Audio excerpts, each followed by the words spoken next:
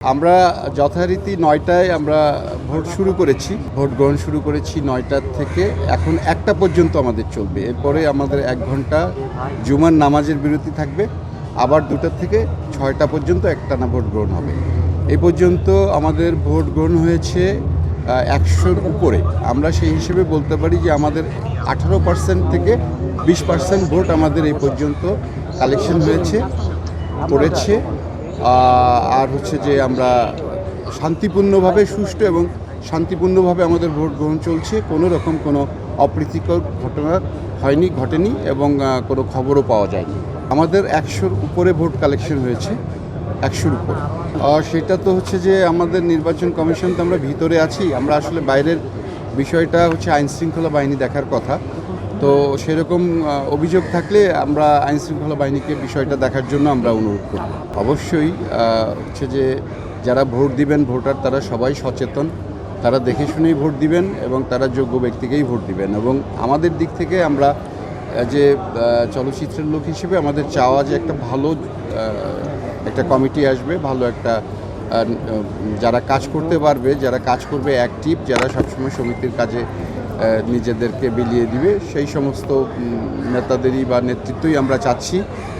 আর হচ্ছে যে আমরা আমাদের ভোট আমরা মনে করি যে সুষ্ঠুভাবেই আমাদের ভোট হচ্ছে এবং আমরা ভোট গ্রহণ করছি সুষ্ঠুভাবেই। কোনো রকম কোনো অপ্রীতিকর ঘটনার কোনো খবর পাওয়া যায়নি বা সেরকম কোনো ঘটনা ঘটেনি। আর যারা যদি অনিয়ম কিছু হয়, আমরা তো ভিতরে আমরা কাজ করছি বুথের ভিতরে, বাইরের কোনো অনিয়ম হলে আমরা আমরা আবারও নিরাপত্তা বাহিনীকে বলবো, আইন শৃঙ্খলা বাহিনীকে বলবো সেটা। ভোটের হার কম মনে হচ্ছে কেন, আপনার কাছে কি মনে হয়? প্রথম হাফ যেহেতু শুক্রবার, আজকে ছুটির দিন, শুক্রবার ভোট হওয়াতে ফার্স্ট হাফ হচ্ছে একটু স্লো। এটা সবসময় আমরা যখন ভোট করেছি ছুটির দিনে ফার্স্ট হাফ একটু ভোটার কম থাকে এবং জুমার নামাজের পর আশা করি ভোট দেওয়ার সংখ্যা বাড়বে, খুব ভালোভাবেই বাড়বে ভোট দেওয়ার সংখ্যা। আমরা জানাবো, আমরা হচ্ছে যে এখনই তো আমরা বিরতিতে চলে যাব,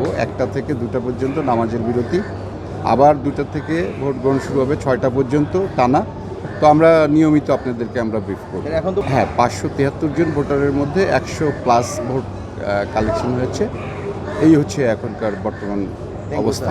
আর সেইটা হয়তো ফার্স্ট হাফে আপনারা কম দেখতে পাচ্ছেন, কিন্তু আবার এমন সমস্ত পুরনো তারকা অভিনেত্রীরা আসছেন, আমাদের তন্দ্রা ইসলাম আসছেন, সেই বিখ্যাত বেবি ইসলাম সাহেবের হচ্ছে যে সহধর্মিণী, আমাদের নাসিমা খান এসেছেন, যিনি অনেক আগে পাকিস্তান আমলের নায়িকা ছিলেন।